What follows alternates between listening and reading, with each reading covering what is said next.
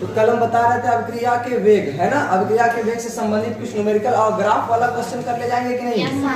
Graph वाला question बहुत आसान होता है, ठीक है। बस आपको ये बात ध्यान देनी है कि कौन सी वैल्यू कितना दिया है, ठीक है। जैसे इसमें ये सांद्रता दिया है कि ये सांद्रता थी किसमें, T2 समय पर, सॉरी ये सांद्रता है T1 समय पर और ये सांद्रता है T2 समय पर। तो बस आपको ये निकालना है कि कितना सांद्रता में परिवर्तन हुआ और कितना समय में अंतर हुआ, ठीक है। तो ये क्वेश्चन एकदम सिंपल था। आज हम लोग समझेंगे अभिक्रिया का वेग तो कंप्लीट हो गया। तो नेक्स्ट है अभिक्रिया के वेग को प्रभावित करने वाले कारक। रासायनिक बलगति का परिभाषा क्या था? रसायन विज्ञान की वह शाखा जिसमें अभिक्रिया के वेग या दर तथा इसको प्रभावित करने वाले कारक और इसकी क्रियाविधि, सही ना। तो अभी हम लोग वेग पढ़ चुके हैं, अब क्या पढ़ेंगे भाई? कारक। तो हेडिंग डालेंगे अभिक्रिया के वेग को प्रभावित करने वाले कारक। चलिए भाई, तुम लोग को समझ में नहीं आता है क्या? देखिए कह रहा है अभिक्रिया के वेग को प्रभावित करने वाले कारक। इसका अर्थ क्या है कि अभिक्रिया का जो वेग है वो किन किन कारकों पर निर्भर करता है। निर्भर करने का मतलब कोई ऐसे फैक्टर बताना है जिनकी वजह से ये अभिक्रिया का वेग बदल जाए, ठीक है। तो देखिए मुख्यतः इस चैप्टर में कारक जो पढ़ने हैं वो दो चीजें पढ़नी है, सांद्रता और ताप का, सांद्रता और ताप, ठीक है, सांद्रता और ताप, ठीक है। दो चीजों पर मुख्यतः पढ़ेंगे जिस पर ये पूरा चैप्टर रहेगा। जब सांद्रता पर पढ़ेंगे ना तो इसमें आएगी अभिक्रिया की कोटि, उसमें आएगा शून्य कोटि की अभिक्रिया, प्रथम कोटि की अभिक्रिया, द्वितीय कोटि की अभिक्रिया, फिर यन कोटि की अभिक्रिया। अब यन में आप कुछ भी निकाल सकते हैं, 3 4 5 कुछ भी, सही ना। और ताप पर आएगा आर्हेनियस समीकरण जिसमें टेम्परेचर पे कोई रिएक्शन कैसे डिपेंड होगी। अगर हम सांद्रता को चेंज करें तो टेम्परेचर, मतलब टेम्परेचर को चेंज करें तो सांद्रता पर क्या प्रभाव पड़ेगा या अभिक्रिया की वेग कैसे बदलेगी, ठीक है। ये सब हम किसमें पढ़ेंगे? ताप। लेकिन कुछ और भी कारक हैं, छोटे मोटे कारक, उनको पहले समझ लेना जरूरी है क्योंकि ये तो पूरा चैप्टर में रहेगा। तो मुख्यतः दो है, सांद्रता और ताप। तो बाकी और भी है, जैसे अगर हम कह दें कि भाई रिएक्शन करा रहे हैं तो दो या दो से अधिक लोगों के बीच रिएक्शन होगा जिससे नए पदार्थ का निर्माण होगा। तो जिन दो पदार्थों के बीच रिएक्शन होगा उनको हम क्या कहेंगे? क्रियाकारी पदार्थ या अभिकारक, सही ना। तो अभिकारक हम कह रहे हैं, जैसे कि अभिकारक में आप ले लिए जल और फिर ले लिया आपने ऑयल, ऑयल मतलब तेल, इसको मिलाओगे क्या रासायनिक अभिक्रिया होगी? मान लीजिए गर्म करने पर अभिक्रिया होगी यानी ताप पर प्रभावित होगा, सही है ना। तो हो सकता है कि ये घुलने में भी बहुत ज्यादा समय लगे। अब कुछ ऐसी, और ज्यादा समय लगने का मतलब अभिक्रिया का वेग क्या है? बहुत कम है, तभी तो ज्यादा समय लगेगा। और अगर हम कहते हैं नमक और पानी को मिलाना है तो जल्दी से हो जाएगा, तुरंत घुल जाएगा। और वही नमक और चीनी को पानी और चीनी को मिलाना है तो नमक और पानी की अपेक्षा ज्यादा समय लगेगा। तो कहीं ना कहीं अभी यहाँ पर ना तो ताप दाब इसकी बात नहीं कर रहे हैं, केवल पदार्थ की प्रकृति बदल देने पर ही अभिक्रिया को होने में जो लग रहा है समय वो बढ़ जा रहा है, और समय बढ़ रहा है इसका मतलब वेग परिवर्तित हो रहा है, सही ना। तो सबसे फर्स्ट है विलेय, मतलब विलेय न लिख करके हम लोग ये लिखे अभिकारक की प्रकृति, अभिकारक की, ठीक है। विलेय विलायक लिखेंगे तो फिर ये हो जाएगा, विलेय विलायक दोनों अभिकारक ही होते हैं और विलयन क्या होता है? उत्पाद होता है, सही ना। तो अभिकारक की प्रकृति पर, प्रकृति का क्या मतलब उसको ध्यान समझिए, नेचर कि मतलब अभिकारक अगर कैसा है तो रिएक्शन जल्दी होगा, और कुछ ऐसे अभिकारक होंगे जिससे रिएक्शन स्लो होगा, ठीक है। तो अगर हम कहते हैं कि देखिए प्रकृति में दो इंपॉर्टेंट बातें ध्यान देनी है। जनरली जो यौगिक हम लोग पढ़ते हैं विलयन में और रासायनिक अभिक्रियाओं में, वो यौगिक या तो आयनिक यौगिक होते हैं या तो सहसंयोजी यौगिक होते हैं। आयनिक यौगिक किसे कहते हैं भाई? ऐसे यौगिक जो आयनों से मिलकर बने हो, आयनों के बीच बने हो, जैसे NaCl, ये कैसा यौगिक है? आयनिक यौगिक। क्लास 10th में बंद को पढ़ा ही था, 11th में भी पढ़ा था। अब भाई जो लोग नहीं पढ़े हो वो लोग डायरेक्ट 12th में आए हैं, 12th में उनको यही है कि बोर्ड है और 11th जरूरी है भाई, बोर्ड को क्लियर करना अगर अच्छे खासे तो 11th भी जानना चाहिए आपको। तो NaCl में Na एक धात्विक आयन है, सही ना, और Cl एक अधात्विक आयन है, यानी एक प्लस है एक माइनस है, इनके बीच यौगिक बनता है, इसलिए ये कौन सा यौगिक है? आयनिक यौगिक। अगर हम कहें भाई बताइए MgCl2 कैसा यौगिक? तो यहाँ पर Cl पर एक माइनस बनता है तो Mg पर कितना बनेगा?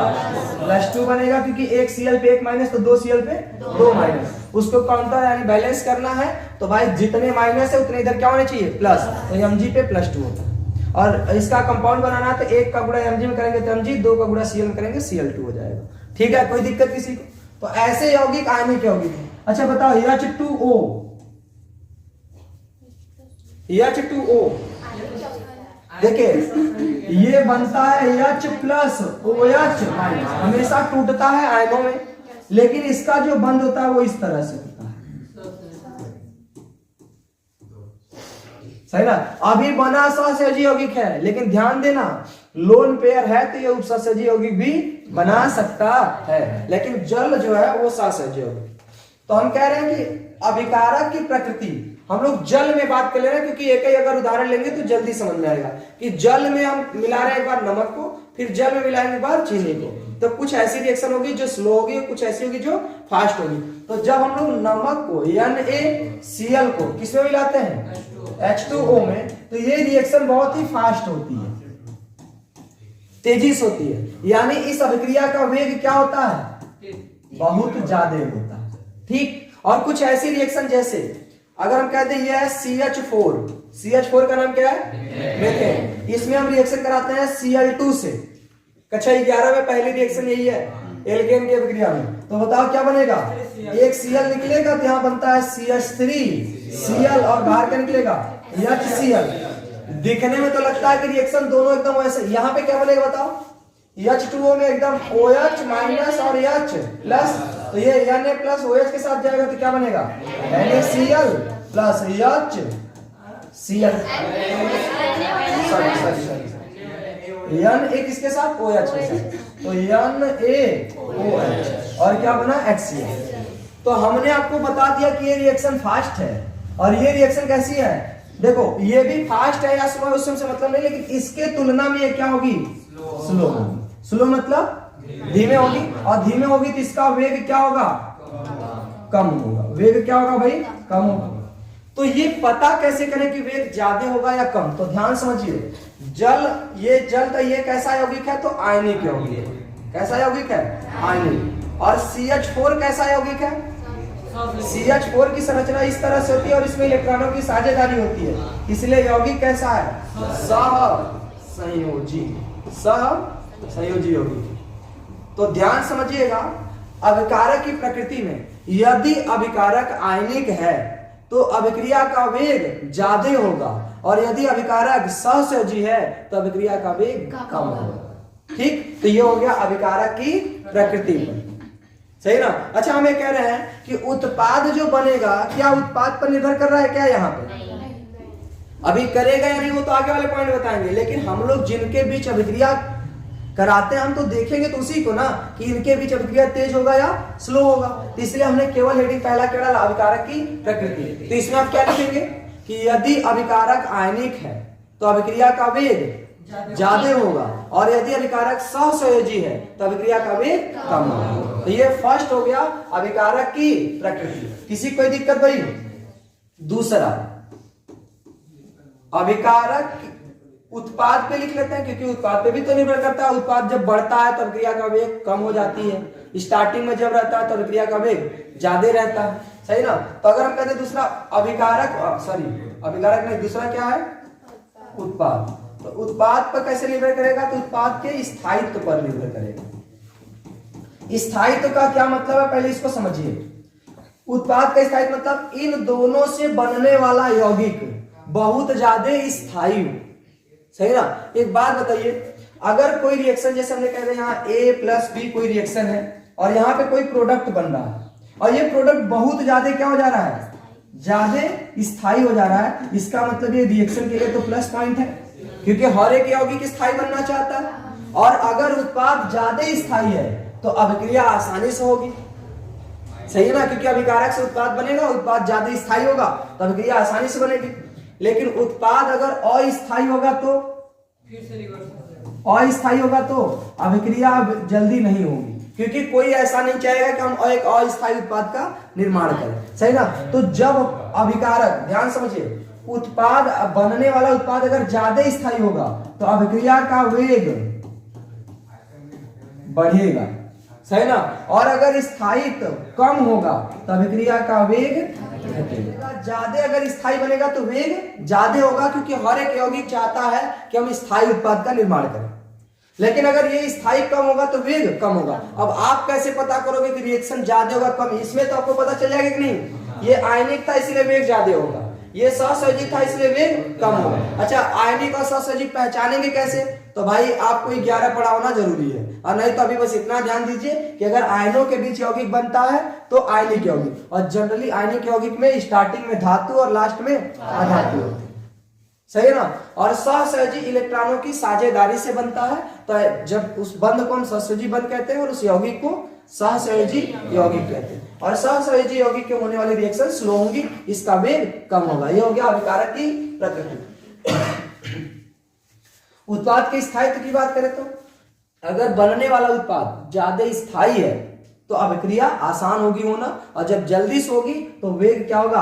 अधिक होगा। और अगर अस्थायी है तो वेग क्या होगा? कम होगा। अब ध्यान से समझिएगा उत्पाद में पता कैसे करेंगे। तो एक रिएक्शन लिख रहे हैं जैसे CH3COOH, एक लिख रहे हैं CH3CH, फिर CH3 का होल ट्वाइस COOH। इसको हम कर रहे हैं हीट, यानी हीट करके, यानी ऐसे समझिए, या तो फिर हम कहते हैं कि प्रकाश के उपस्थिति में गर्म कर दे रहे हैं। चलिए, प्रकाश की उपस्थिति में क्या कर रहे हैं? या विद्युत धारा अगर हम लगाएंगे तो यह आयनित हो जाएगा। हम केवल आपको इस रिएक्शन को समझाना चाहेंगे कि कौन सा ज्यादा स्पीड में होगा, कौन सा स्लो में होगा, सही ना। यहाँ पे विद्युत देंगे ये तुरंत आयनित हो जाएगा, क्योंकि ये अम्ल है, ये भी अम्ल है। और अम्ल क्या देता है? H प्लस आयन, जब उसे विद्युत धारा प्रदान करें तो यहां से बन जाएगा CH3COO माइनस, सही ना। और फिर क्या बनेगा? H प्लस, और यहां क्या बनेगा भाई? CH3 है, और इसका स्ट्रक्चर बनाएंगे तो ये CH है, और उसी से CH3 का ट्वाइस लगा है, सही, ट्वाइस में लगा के एक H कम कर देते हैं थोड़ा, सही ना। तो चूंकि भाई बैलेंस भी होना चाहिए हाइड्रोजन, तो एक CH हो गया, तो एक इसमें और क्या लगा है? CH3 लगा है, फिर आगे लगा C डबल बॉन्ड O, इस पर लगेगा माइनस, और आगे क्या बन रहा है भाई? H प्लस, सही है। अगर हम आपसे पूछें कि इन दोनों यौगिक में कौन ज्यादा स्थायी होगा तो आपको बताना क्या है, तो ध्यान समझिए। कक्षा 11 में इसके बारे में केमिस्ट्री में थोड़ा बहुत बताया गया होगा, ठीक है।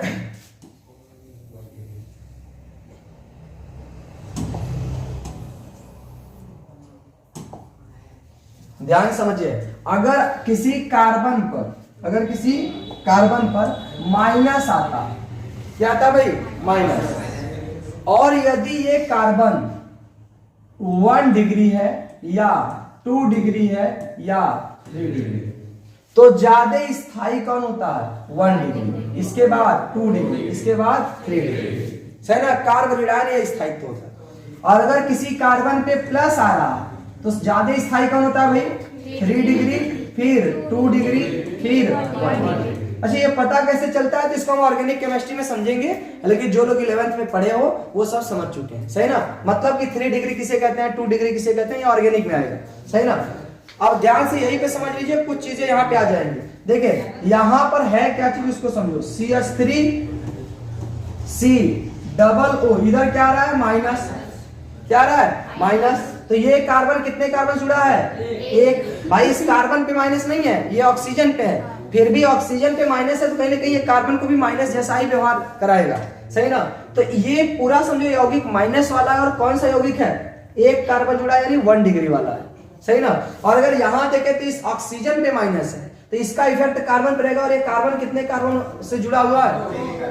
जुड़ा तो एक ही से है, ये डायरेक्टली किससे जुड़ा है? एक से, वो ना आगे जुड़ा है, तो यहाँ पर होना चाहिए 1 डिग्री। लेकिन कोई नहीं, जब कार्बन की संख्या ज्यादा हो तो आपको भी पता है कि अच्छा ये माइनस लगा है ना, तो यहाँ प्लस आई इफेक्ट होगा, जिसको हम प्रेरणिक प्रभाव कहते हैं। और प्लस आई इफेक्ट में जितना ज्यादा कार्बन होंगे वो उतना ज्यादा क्या होगा? स्थायी होगा, सही ना। तो ये तो तब रहता है जब धन आयन रहता है, तब जितना ज्यादा कार्बन उतना ज्यादा स्थायी, लेकिन ऋण आयन पे जितना कम कार्बन उतना ज्यादा स्थायी। तो ये दोनों में स्थायी कौन होगा? ऊपर वाला। तो कौन सी अभिक्रिया की वेग ज्यादा होगी और किसका कम होगा? इस अभिक्रिया का वेग क्या होगा? ज्यादा होगा, और इस अभिक्रिया का वेग क्या होगा भाई? कम होगा। इसके सापेक्ष ये कम होगा, ठीक है, तो ये है उत्पाद के स्थायित्व पर। जो उत्पाद जितना ज्यादा स्थायी होगा वो अभिक्रिया उतना तेजी से होगी। अगर फंक्शनल ग्रुप में आ जाए तब, जैसे किसी रिएक्शन में अल्कोहल बन रहा है, किसी रिएक्शन में एल्डिहाइड बन रहा है, तो बताओ कौन सी रिएक्शन फास्ट होगी? तो फंक्शनल ग्रुप में जो ज्यादा स्थायी फंक्शनल ग्रुप है उसका उत्पाद ज्यादा स्थायी होगा, और ज्यादा स्थायी होगा तो उसका रिएक्शन भी फास्ट होगी। सही है ना? तो ये बात समझ में आई कि नहीं? तो अगर हम बोले थियोरेटिकल में अगर हम बोल सके तो हम कह देंगे कि अभिक्रिया का जो वेग होगा, वेग या दर, वो डायरेक्टली प्रोपोर्शनल टू होगा उत्पाद के स्थायित्व। सही ना? और थियोरेटिकल आप समझ कैसे सकते हैं? तो बस इतना कि जब उत्पाद ज्यादा स्थायी बनेगा तो हर एक रिएक्शन चाहेगी कि अभिक्रिया हो जाए। लेकिन अगर हम कहते हैं कि अभिकारक ज्यादा स्थायी है, उत्पाद कम स्थायी है, तो अभिक्रिया होना चाहेगी। भाई जैसे अगर आप ऑलरेडी स्थायी हैं, सही ना, मतलब अमीर है, और आपको कोई कहते नहीं तुम रिएक्शन कुछ ऐसा काम करोगे तुम गरीब बन जाओगे, बनना चाहोगे? तो ऐसे ही रिएक्शन में भी अगर ये अभिकारक स्थायी है तो ये उत्पाद में कन्वर्ट नहीं होना चाहेगी, तो उस स्थिति में अभिक्रिया का वेग कम होगा। सही है ना? तो हमने क्या कहा, अगर उत्पाद के स्थायित्व की बात करें तो डायरेक्टली प्रोपोर्शनल होगा, लेकिन अगर हम अभिकारक के स्थायित्व की बात करें तो अभिकारक के स्थायित्व के, तो ध्यान से समझिएगा, इस समय वेग क्या होगा? तो इस समय वेग इसके व्युत्क्रमानुपाते होगा। सही ना? अभिकारक जितना ज्यादा स्थायी होगा अभिक्रिया का वेग उतना कम होगा, लेकिन बनने वाला उत्पाद जितना ज्यादा स्थायी होगा वेग ज्यादा होगा। समझा? तो ये डायरेक्टली प्रोपोर्शनल का मतलब है। तो बताओ, अभिकारक की प्रकृति में यदि यौगिक क्या है? आयनिक है, तो अभिक्रिया की वेग ज्यादा होगी, और यदि सहसंयोजी है तो अभिक्रिया का वेग कम होगा। दूसरा ने कहा उत्पाद के स्थायित्व की बात करें तो उत्पाद का स्थायित्व जितना ज्यादा होगा अभिक्रिया का वेग उतने ज्यादा होगा, लेकिन अभिकारक का स्थायित्व जितना ज्यादा होगा अभिक्रिया का वेग कम होगा। ये दो बातें, किसी कोई दिक्कत? अभी मेन तो ये चैप्टर में है, ये थोड़ा थोड़ा बीच बीच में थियरी है, इसलिए हम बता दे रहे हैं पूरा। ठीक है? और वैसे थियरी बताने का चीज नहीं होता, वो लिखवाने का चीज होता है। सही है? आगे बढ़े तो देखो, पहला हमने बता दिया अभिकारक की प्रकृति, दूसरा बता दिया उत्पाद की प्रकृति, तीसरा कुछ रिएक्शंस ऐसी होती है जो प्रकाश पर निर्भर करती है। सही ना? आपको याद है हाइड्रोजनीकरण, ये जो हम लोग Cl2 से रिएक्शन कराते हैं तो बहुत ज्यादा प्रकाश में कराएंगे तो भी दिक्कत है, इतना तेजी से हो जाएगा सब जल के काला हो जाएगा, कार्बन बचेगा और पूरा H किसके साथ निकल जाएगा? Cl के साथ। बहुत अत्यधिक प्रकाश में कराएंगे तो मतलब बहुत तेजी से हो जाएगा, और अंधेरे में ले जाके कराओगे तो नहीं होगा। तो मतलब ये कैसे कराया जाता है? उजाला में कराया जाता है प्रकाश के उपस्थिति में, लेकिन बहुत ज्यादा प्रकाश ना हो, केवल प्रकाश की उपस्थिति में। जैसे अगर हम शटर ओपन कर दे तो हमारे रूम में बाहर से प्रकाश आ रही कि नहीं आ रही, बस उस प्रकाश की उपस्थिति में रिएक्शन हो रही है, तो उसको कहते हैं उजाले में हो रहा है। सही है? तो ऐसे ही प्रकाश पर भी निर्भर करता है, इसलिए तीसरा हम क्या लिखने जा रहे हैं? प्रकाश का प्रभाव, या उसको हम कहते हैं, थर्ड है ना, अभिक्रिया के वेग को प्रभावित करने वाले तीसरे में प्रकाश बोलते हैं प्रकाश की तीव्रता। प्रकाश की तीव्रता मतलब अगर प्रकाश बहुत ज्यादा है तो तीव्रता बहुत ज्यादा है, तीव्रता पर। ध्यान समझिए, ये सब आपके बुक का वो है, हेडिंग है, एनसीईआरटी बुक की हेडिंग है, ठीक है ना। तीव्रता का मतलब क्या है भाई? देखो, तीव्रता, अगर प्रकाश की तीव्रता बढ़ाते हैं तो क्या बढ़ता है? तो अभी कक्षा 11 में ही आप लोगों ने एक थ्योरी पढ़ा है कि प्रकाश ऊर्जा के छोटे छोटे पैकेटों के रूप में चलता है, जिसे हम क्या कहते हैं? फोटॉन कहते हैं। फोटॉन जानते हैं ना। और प्रकाश इस तरह से चलता है, जैसे इस तरह से चलता चलता चलता आएगा, सही ना, ऐसे। तो इसमें छोटे छोटे ऊर्जा के क्या होंगे? पैकेट होंगे, जिसे हम क्या कहते हैं? क्वांटा, अंग्रेजी में क्वांटा, हिंदी में फोटॉन। और इसी में बताया गया कि इनका कुछ ऊर्जा होती है, जिस ऊर्जा को हम बोलते हैं H, है ना। तो कौन से चैप्टर में था? परमाणु संरचना में था, और उसी में था आगे विद्युत चुंबकीय तरंगे। उसी मैंने बताया था कि प्रकाश एक विद्युत चुंबकीय तरंग है जो ऊर्जा के छोटे छोटे पैकेटों के रूप में आगे बढ़ता है, जिसे हम फोटॉन या क्वांटा कहते हैं। और क्वांटम की ऊर्जा कितनी होती है क्वांटा की? h। तो यही है प्रकाश की तीव्रता। तो देखो, अगर हम तीव्रता बढ़ाएंगे, क्या बढ़ाएंगे? तीव्रता, तो इसका मतलब है कि फोटॉन की संख्या बढ़ जाएगी, और फोटॉन की संख्या बढ़ेगी तो जिसके ऊपर हम प्रकाश दे रहे हैं उसको ऊर्जा ज्यादा मिलेगा। सही ना। और अगर हम तीव्रता को घटाएं, देखो तीव्रता को बढ़ाएंगे तो ऊर्जा क्या होगी, एच न्यू नहीं बढ़ेगा, फोटानों की संख्या बढ़ेगी। याद रखिएगा, तीव्रता बढ़ाने पर एक फोटान की ऊर्जा में वृद्धि नहीं होती, बल्कि पूरे उस प्रकाश में फोटानों की संख्या में वृद्धि होती है। संख्या में वृद्धि होना और हर एक फोटान के ऊर्जा में परिवर्तन होना, दोनों अलग अलग चीजें हैं। हम कह रहे हैं ना कि जैसे मान के चलिए हमारे पास बैटरीज है, बैटरी मतलब कई सारी बैटरी है, सेल, सही है। हम कह रहे हैं कि अगर सेल में चार्जिंग कितना है तो मान के चलिए 20 कूलाम है। चार्ज मतलब आवेश, आवेश कितना है 20 कूलाम है। हम कह रहे हैं भाई हम किसी बैटरी में मतलब किसी कोई पैकेट है जिसमें पैक करके कई सारी बैटरी आ रही है, हम उसमें बैटरी की संख्या बढ़ा रहे हैं। संख्या बढ़ाने का कतई ये मतलब नहीं है कि हर एक बैटरी में आवेश बढ़ेगा, क्योंकि हम बैटरी में आवेश नहीं बढ़ा रहे हैं, बैटरी की संख्या बढ़ा रहे हैं। तो ऐसे मैंने यहां क्या कहा कि तीव्रता बढ़ने पर इसकी ऊर्जा नहीं बढ़ती, क्वांटम की जो क्वांटा है यानी फोटान है उसकी संख्या बढ़ती है। तो संख्या बढ़ती है, जब प्रकाश किसी पदार्थ पे गिरेगा तो अपनी ऊर्जा उसको देगा कि नहीं।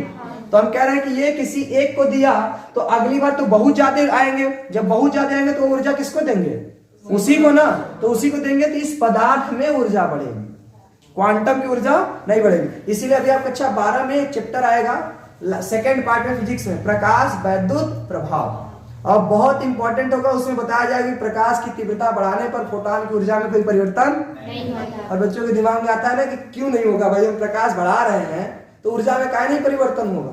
तो ध्यान समझो, जिस पदार्थ पे आप प्रकाश को गिरा रहे हो उसमें ऊर्जा में ज्यादा वृद्धि होगी, लेकिन इस क्वांटम की ऊर्जा में यानी क्वांटा यानी फोटान की ऊर्जा में कोई परिवर्तन नहीं।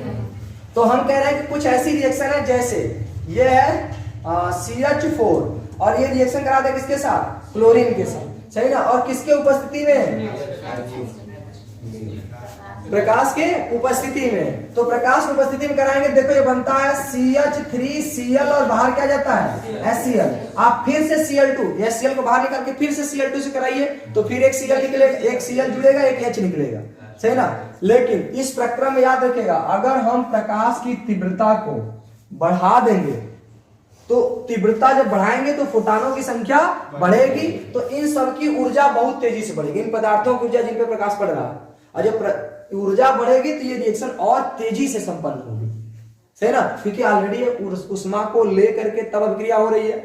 तो जब उष्मा को लेकर के अभिक्रिया हो रही है तो लासा-तेलिय के नियमानुसार इनको जितना ज्यादा उष्मा देंगे ये उतना तेजी से संपन्न होंगे, सही है। और किसी अभिक्रिया में अगर उष्मा बाहर निकल रही होती है तो अगर आप उष्मा देंगे तो अभिक्रिया पीछे आने लगेगी, याद है ना, सेकंड चैप्टर में पढ़ा।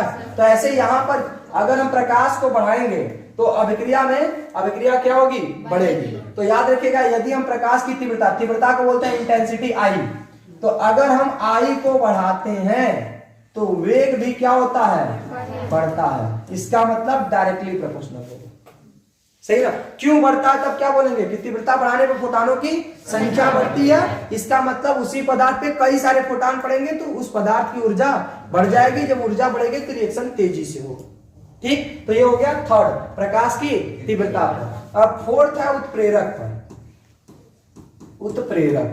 उत्प्रेरक को बोलते हैं कैटेलिस्ट, सही ना। तो उत्प्रेरक पर कैसे प्रभावित होगा भाई, उसको ध्यान समझिए। उत्प्रेरक का काम क्या है, बस इतना समझो। उत्प्रेरक का काम होता है कि अभिक्रिया को संपन्न कराना, खुद उसमें भाग नहीं ले। मान के चलिए आप अपने घर हैं, सही ना, घर मतलब होम भी कह सकते हैं, हाउस भी कह सकते हैं। होम और हाउस में छोटा सा अंतर है, कभी बताएंगे समय में खाली होंगे तो, ठीक। मान के चलिए आपको आना कहा है भाई, C फॉर क्लास, कोचिंग, जो भी कह लो, सही है ना। तो आप घर से मान लो चल के कैसे आ रहे हो, तो ज्यादा समय लगेगा। और यही कहीं आपकी साइकिल से ही तो किससे आ गए, सही है ना। एक बात बताओ, पैदल जा रहे थे तो समय ज्यादा लग रहा था, साइकिल से आए तो समय कम लगा। समय कम लगा मतलब वेग ज्यादा था, तो वेग ज्यादा था तो उस वेग को बढ़ाया किसने, साइकिल ने। ये साइकिल हमारे लिए क्या बन गई, उत्प्रेरक। ऐसा भी कर सकती है कि आप मान लीजिए पैदल जा रहे थे कहीं और कोई बाइक वाला आया, कहा भाई देखो चलो हमारे साथ चल दो, जल्दी से पहुंच जाएंगे। वहां पता लगा आधे रास्ते में गए, बाइक हो गई पंचर, पंचर से लिखेंगे भाई, क्या हो गई? पंचर हो गई। यानी मान लो टायर ही ब्लास्ट हो गया, अब तो तुम उसको छोड़ के नहीं जा सकते। अब टायर बनवाओगे या फिर दूसरा लगवाओगे तो पैदल वाले से भी ज्यादा समय लग जाएगा। तो कुछ ऐसे भी उत्प्रेरक होते हैं जो अभिक्रिया के वेग को घटा देते हैं। तो देखिए, आपके पहले एक चैप्टर हुआ करता था जिसका नाम था पृष्ठ रसायन, उसमें था उत्प्रेरक के प्रकार। तो एक होता है धनात्मक और एक होता है ऋणात्मक। धनात्मक उत्प्रेरक अभिक्रिया के वेग को बढ़ाते हैं और ऋणात्मक उत्प्रेरक अभिक्रिया के वेग को घटाते हैं। तो क्या आपको इस उत्प्रेरक का काम समझ आया कि नहीं, साइकिल वाले का? तो उत्प्रेरक करता ऐसे ही है, जैसे मान लीजिए दो लोगों के बीच रिएक्शन हो रही, ए है और बी है, ये जल्दी से रिएक्शन नहीं हो रहा। तो जैसे हम उत्प्रेरक लगाएंगे, उत्प्रेरक वो जानते हो, जैसे मान के चलो ए बी, जैसे एक तेल है और एक पानी है, ये दोनों को आपस में मिलाओगे तो क्या लगता है, घुलेंगे? तो जब तेल और पानी नहीं घुलेंगे, अच्छा क्यों नहीं घुलेंगे? इसका कारण यह है कि जो तेल होता है वो अध्रुवी विलायक है और जो पानी होता है वो ध्रुवी विलायक है। तो प्रकृति अलग अलग होने के कारण एक दूसरे में नहीं घुलते, लेकिन इनको भी घोलना आसान है। कैसे? गरम करेंगे तो भी बढ़िया से नहीं घुलेगा। आप एक काम करिए, ले आइए निरमा पाउडर, सही है ना, उसमें तेल और पानी ऑलरेडी डाले रहिए, उसमें निरमा डालिए थोड़ा सा और खूब घोल दीजिए। अब वो तेल भी घुल जाएगा, पानी भी घुल जाएगा, करके देखिए, सही ना। क्योंकि निरमा एक ऐसा पदार्थ है, निरमा जिसमें मिसेल बनता है। क्या बनता है? मिसेल। उसका एक पक्ष द्रव स्नेही होता और एक पक्ष द्रव विरोधी होता। द्रव स्नेही मतलब जो उस द्रव में घुल जाए, और एक होता है द्रव विरोधी जो उसमें ना घुले। हम कह रहे हैं कि पदार्थ तो दो ही होंगे, या तो ध्रुवी या तो अध्रुवी। एक पक्ष पानी में घुलेगा, दूसरा पक्ष तेल में घुलेगा, ये दोनों को एक दूसरे से पकड़ लेगा और घुल जाएंगे एक दूसरे में, सही है ना। तो उसे हम कहते हैं निरमा पाउडर। ठीक, तो ऐसे ही जो उत्प्रेरक होता है, क्या होता है? उत्प्रेरक, ये दोनों रिएक्शन नहीं होंगे ना, तो इसका ये आएगा, इनको भी अपना दोस्त बनाएगा, इनको भी अपना दोस्त बनाएगा। इनसे डायरेक्ट नहीं कहेगा तुम लोग एक दूसरे से दुश्मनी कर लो, पहले इनको क्या करेगा, अपना दोस्त बनाएगा। दोस्त बना लेगा तो इनके बीच, जब भाई देखो एक कहावत सुना है कि दो लोगों की दोस्ती में तभी दरार पड़ती है जब कोई तीसरा आता है, सही ना। अब तीसरा एंट्री कर गया है, तो इनका दोस्ती जो होगी ना, कुछ लगाव इसके प्रति भी होगा, तो इनके बीच की दोस्ती कमजोर होगी। और जब कमजोर होगी ना, तो कहेगा एक काम करते हम यहाँ से हट जा रहे हैं, हमको रिएक्शन करानी है, तो दोनों के बीच पहले बंध को तोड़ना होगा। तो तोड़ने के लिए हमने कहा ये जाएगा, दोनों को अपने ऊपर चिपका लेगा, दोनों के बीच जब बंध कमजोर होगा तो यहाँ से हट जाएगा, दोनों आपस में जुड़ जाएंगे। ठीक है, और यहाँ पर तो जुड़ना हो गया, मतलब रासायनिक अभिक्रिया को संपन्न कराना होगा। तो ऐसी स्थिति में अभिक्रिया का वेग क्या हो जाएगा, बढ़ जाएगा। कोई दिक्कत? कुछ ऐसी रिएक्शन, जैसे मान लीजिए आपका ये होम है, होम यानी हाउस, यहां से चल करके आपको जाना कहाँ है,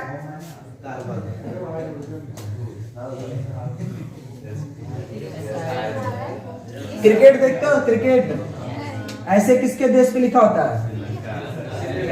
श्रीलंका। मान लो यहां से तुमको यहां जाना है, पैदल जा पाओगे? पैदल यहां जाना संभव ही नहीं है। तो ऐसी स्थिति में आप या तो हवाई जहाज का यूज कीजिए, या तो पानी वाली जहाज, जिसको शिप कहते हैं चाहे बोट कहते हैं, क्योंकि बहुत ज्यादा दूर नहीं है, बोट से भी जा सकते हैं, सही ना। क्योंकि हमारे यहाँ के मछुआरे मछली मारते मारते मारते पहुंच जाते हैं श्रीलंका के तट पे, सही है। फिर बाद में पता चलता है कि उसकी नेवी सेना है, चलो लौटो अब यहाँ से, दूसरे देश की सीमा में आ गए, सही है ना। तो भाई हमने कहा कुछ ऐसी रिएक्शंस होती हैं जो होना संभव ही नहीं होता, उत्प्रेरक उसे संभव भी कराता। तो उत्प्रेरक की उपस्थिति में अभिक्रिया का वेग बढ़ता है, लेकिन कौन से उत्प्रेरक? और याद रखिए जितने भी उत्प्रेरक है ना, 95% धनात्मक उत्प्रेरक ही होते हैं। कुछ ही उत्प्रेरक ऐसे होते हैं जो ऋणात्मक होते हैं, सही ना। तो ऋणात्मक की बात हम नहीं कर रहे हैं, धनात्मक उत्प्रेरक अभिक्रिया के वेग को बढ़ाते हैं, या फिर जो अभिक्रिया होने की संभावना ही नहीं है उनको संपन्न कराते हैं। तो उत्प्रेरक का ये काम है। तो चार बातें हो गई, उत्प्रेरक पे निर्भर करेगा वेग या नहीं। भाई वेग निर्भर करने का मतलब चाहे बढ़ाए चाहे घटाए, लेकिन परिवर्तित कर सके, उसी को बोलते हैं निर्भरता। ठीक है, और एक लास्ट है थियोरेटिकल वाला, होता है खत्म। इसके बाद हम आएंगे ताप, सांद्रता और तीव्रता पर। लास्ट ये है पृष्ठीय क्षेत्रफल। पृष्ठीय क्षेत्रफल, पृष्ठीय क्षेत्रफल पर कैसे निर्भर करेगा, ध्यान समझो। मान लीजिए एक पात्र में क्या भरा हुआ है भाई, पानी भरा हुआ है। अगला एक पात्र और ले लेते हैं, उसमें भी क्या भर देते हैं, हाँ वही द्रव। मान के चलिए हमको गर्म करना है, क्या करना है भाई, गर्म करना है। और गर्म करेंगे जब तक भाप नहीं निकलने लगेगा तब तक हम लोग ये कहेंगे कभी रासायनिक अभिक्रिया हो नहीं है, क्योंकि अवस्था में परिवर्तन होना चाहिए। तो हमने क्या किया, गर्म करना शुरू कर दिया। एक में मैंने लिया बहुत बड़ा पात्र में और पानी 1 लीटर है, और एक हमने लिया छोटा सा पात्र और पानी 1 ही लीटर है, आयतन सेम है। गर्म करना शुरू करोगे, बताओ जल्दी कौन गर्म होगा, जो छोटा हो वो वाला कि जो बड़ा हो वो वाला। पानी की मात्रा सेम है, बात ध्यान देना। सुनिए आप बताओ,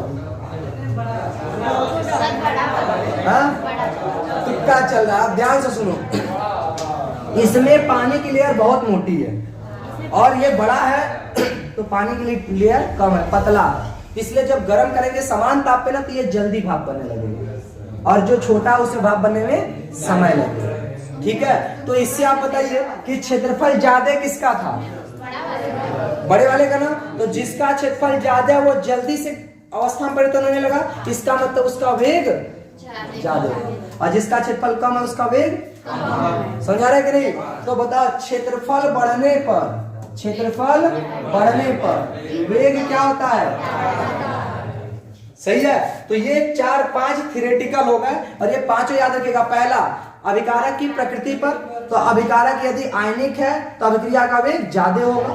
दूसरा, अच्छा उसी में अगर अभिकारक सहसंयोजी है तो अभिक्रिया का वेग कम होगा। और इसका दूसरा क्या था, उत्पाद के स्थायित्व। उसी में हम ये भी बोल सकते हैं कि अभिकारक है उत्पाद के स्थायित्व पर। तो उत्पाद का स्थायित्व बढ़ने पर अभिक्रिया का वेग बढ़ता है, जबकि अभिकारक का स्थायित्व बढ़ने पर अभिक्रिया का वेग घटता है। ये हो गया सेकंड पॉइंट। अब इसके बाद थर्ड क्या था भाई, प्रकाश की तीव्रता। तो प्रकाश की तीव्रता बढ़ने पर फोटॉनों की संख्या बढ़ती है, जिससे उस पदार्थ पे जिसपे प्रकाश पड़ रहा है उसकी ऊर्जा बढ़ती है। जब ऊर्जा बढ़ती है तो रासायनिक अभिक्रिया तेजी से संपन्न होती है, नहीं कि अभिक्रिया का वेग बढ़ता है। तो वेग जो होता है रेट, वो तीव्रता के अनुक्रमानुपाती होता है। अगला क्या है, उत्प्रेरक। हमने कहा 95% उत्प्रेरक के उपस्थिति में अभिक्रिया का वेग बढ़ता है। कुछ ही उत्प्रेरक ऐसे होते हैं जिसे हम ऋणात्मक उत्प्रेरक या उत्प्रेरक विष कहते हैं। एक होता है उत्प्रेरक वर्धक, एक होता है उत्प्रेरक विष, है ना। तो उत्प्रेरक, ऋणात्मक उत्प्रेरक का अगर यूज करेंगे तो उसमें अभिक्रिया का वेग घटेगा, लेकिन ये बहुत ही कम देखने को मिलती है, सही ना। अगला क्या है, पृष्ठीय क्षेत्रफल। तो क्षेत्रफल जितना ज्यादा होगा अभिक्रिया का वेग उतना अधिक होगा, और क्षेत्रफल कम होगा तो अभिक्रिया का वेग कम होगा। ठीक, अगला बताओ प्रभावित करने वाले कारक क्या होंगे। अब मेन आपके जो चैप्टर में पढ़ना है वो क्या है भाई, सांद्रता और ताप। तो अगला जो प्रभावित करने वाले कारक है वो हम डाल दे रहे हैं सांद्रता। अभिकारक की सांद्रता पर। अच्छा, तो आज इतना ही, फिर अगले दिन हम लोग इसको समझेंगे अभिकारक की सांद्रता और ताप। ठीक है।